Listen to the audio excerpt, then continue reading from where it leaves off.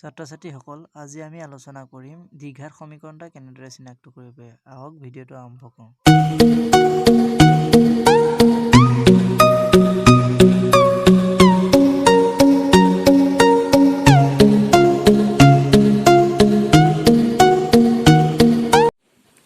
আজি আমি পঢ়িম দ্বিঘাত সমীকৰণ। দ্বিঘাত সমীকৰণটো কেনেকৈ হয়, আমি কেনেকৈ গম পাম, সেইটো আমাৰ ইম্পৰ্টেণ্ট। কাৰণ দ্বিঘাত সমীকৰণবোৰ আমি কেনেকৈ গম পাম, আমি এতিয়া সমীকৰণ এটা দিয়া থাকিব, আমাক সেই আহিব যে সমীকৰণটো দ্বিঘাত হয় নে নহয় প্ৰমাণ কৰিব লাগিব।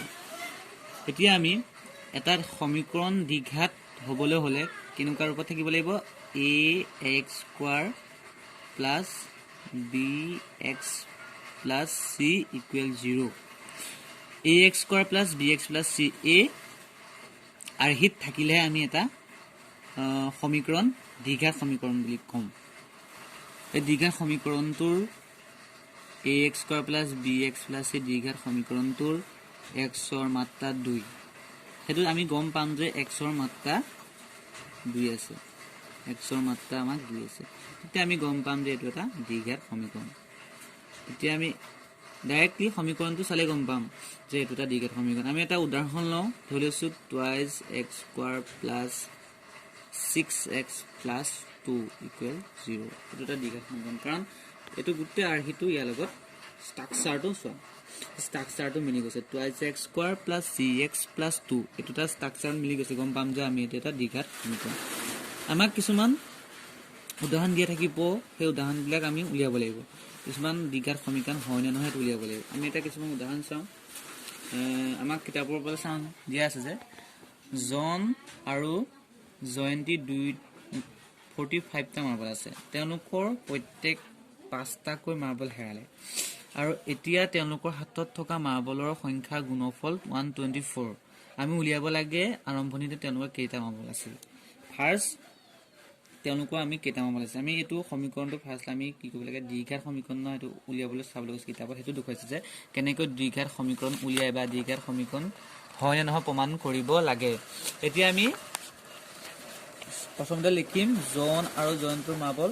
আমি জনৰ কিমান মাৰ্বল আছিল উলিয়াই ল'ম, কাৰণ দুইটাৰ হাতত 45টা মাৰ্বল আছিলে। সেইবাবে জনৰ যদি মাৰ্বল যদি এক্সট্ৰা আছিল, তেন্তে জয়ন্তীৰ মাৰ্বল কিমান হ'ব, 45 মাইনাছ x, কাৰণ জনৰটো পৰা এইটো কি 45 পৰা টোটেলৰ পৰা জনৰটো বিগ কৰিলে আমি জয়ন্তীটো ওলাই যাব। চ' আমি লিখিম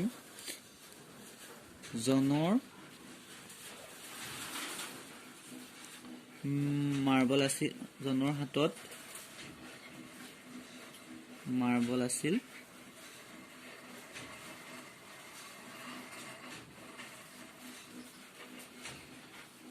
এক্সট্ৰা, জনৰ হাতত মাৰ্বল আছিল এক্সট্ৰা হ'ল।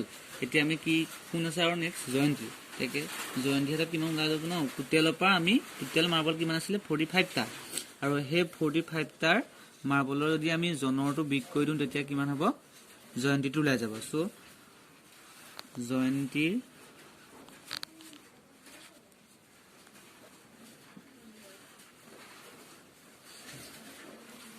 হাতত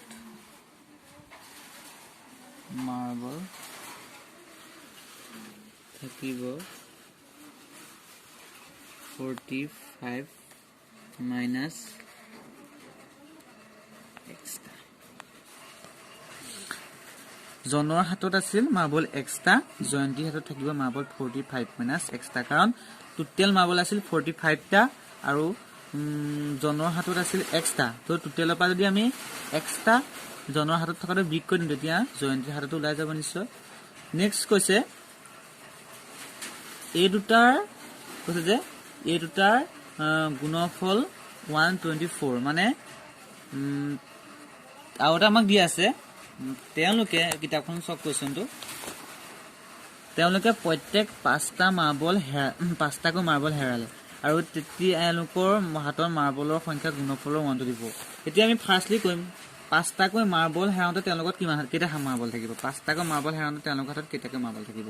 ফাৰ্ষ্ট আমি 5 লিখি কৈছে যে 5টাকৈ মাৰ্বল হেৰালে, জনৰ হাতত থাকিব কিমান, কাৰণ জনৰ হাতত আছিল এক্সট্ৰা, তেতিয়াহ'লে জনৰ হাতত যদি তাৰপৰা 5টা বিগ হৈ যায় তেতিয়া কি হ'ব, x - 5 হ'ব নে, কাৰণ জনৰ হাতত আছিল এক্সট্ৰা 5টা গুচি গ'লে x - 5 ঠিক তেনেদৰে জয়ন্তীৰ হাতত 5টা মাৰ্বল হেৰালে থাকিব 45 - x - 5 কাৰণ আগতে আছিল 45 - x টা আছিল জয়ন্তীৰ হাতত থকা মাৰ্বল সো আমি যদি 5টা হেৰালত 5 বিগ কৰি দিম তেতিয়া কিমান হ'ব 40 - x ফাৰ্ষ্ট সম x - 5 into 40 - x equal 124 so এটু কৰিম